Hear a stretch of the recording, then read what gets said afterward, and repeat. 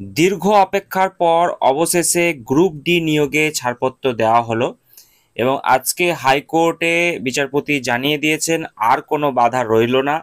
তারা কিন্তু এবার 21 দিনের মধ্যে পুরো প্রক্রিয়া যেটা রয়েছে সেটা কমপ্লিট করার পথে। এবং এই নিয়ে কি বলা হয়েছে বিস্তারিত ডিটেলসে চলুন এই ভিডিওতে আমরা জেনে নেবো। তার আগে আপনাদের সকল কোনো ভিডিওর তার প্রথম আগে থেকে শেষ বলি পর্যন্ত বন্ধুরা, দেখুন। আপনারা যারা আমাদের চ্যানেলের সাথে যুক্ত আছেন তারা জানেনই এই চ্যানেলের প্রত্যেকটা ভিডিও কিন্তু দরকারি, তাই কেউ এখনো যদি আমাদের চ্যানেলটা সাবস্ক্রাইব করে না থাকেন তাহলে অবশ্যই আমাদের চ্যানেলটা সাবস্ক্রাইব করতে ভুলবেন না এবং পাশে থাকা বেল আইকনটি ক্লিক করে দেবেন যাতে নতুন আপডেট আসলে আপনার ফোনে পৌঁছে দিতে পারে। আমরা এই চ্যানেলে কিন্তু প্রত্যেকদিন নতুন নতুন লেটেস্ট আপডেট নিয়ে আসছি সরকারি এবং চাকরি রিলেটেড, তো তার জন্য অবশ্যই আমাদের চ্যানেলটা সাবস্ক্রাইব করে দেবেন এবং পাশে থাকা বেল আইকনটি ক্লিক করে অল নোটিফিকেশন করে দেবেন। দীর্ঘ 15 বছর পর মাদ্রাসায় গ্রুপ ডি কর্মী নিয়োগের ছাড়পত্র 21 দিনের মধ্যে করতে হবে ফল প্রকাশ। তো দীর্ঘ 15 বছরের অপেক্ষার অবসান অবশেষে মাদ্রাসা সার্ভিস কমিশনের গ্রুপ ডি কর্মী নিয়োগে ছাড়পত্র দিল কলকাতা হাইকোর্ট বুধবার, অর্থাৎ আজকে বিচারপতি পার্থসারথী সেন জানিয়ে দিয়েছেন যে আগামী 21 দিনের মধ্যে পরীক্ষার ফল প্রকাশ করতে হবে। আদালতের এই রায়ে স্বস্তি পেয়েছেন হাজার হাজার চাকরি প্রার্থী।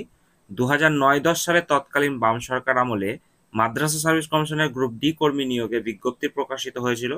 তার পরের বছর সেই নিয়োগ পরীক্ষা অনুষ্ঠিত হয়, তবে পরীক্ষা পদ্ধতি এবং স্বচ্ছতা নিয়ে প্রশ্ন তুলে একাধিকবার মামলা দায়ের হয় কলকাতা হাইকোর্টে। আপনারা জানেন সেই মামলা চলতেই আমরা দেখেছি বছরের পর বছর কেটে গিয়েছে। তো চাকরি প্রার্থীদের একাংশ প্রথম পরীক্ষার স্বচ্ছতা নিয়ে সন্দেহ প্রকাশ করায় কমিশন আবারও পরীক্ষা নেয়। তবু আইনি জটিলতা কিন্তু কাটেনি। একাধিকবার মামলার শুনানি হলেও স্পষ্ট রায় কিন্তু মেলেনি। অবশেষে সব পক্ষের সওয়াল জবাব শেষে আজকে বুধবার বিচারপতি পার্থসারথী সেন জানিয়েছেন এখন আর কোনো আইনি বাধা নেই। আদালত নির্দেশ দিয়েছে কমিশনকে 21 দিনের মধ্যে ওই 292টি শূন্য পদে পরীক্ষার ফল প্রকাশ করতে হবে। তো চাকরি প্রার্থীদের তরফে আইনজীবীরা জানিয়েছেন যে এই রায়ে দীর্ঘদিনের যে ভোগান্তি সেই ভোগান্তির অবসান হলো। একই সঙ্গে আদালতের এই নির্দেশ অনুযায়ী নিয়োগ প্রক্রিয়া কিন্তু শীঘ্রই শুরু হবে বলে আশাবাদী তারা।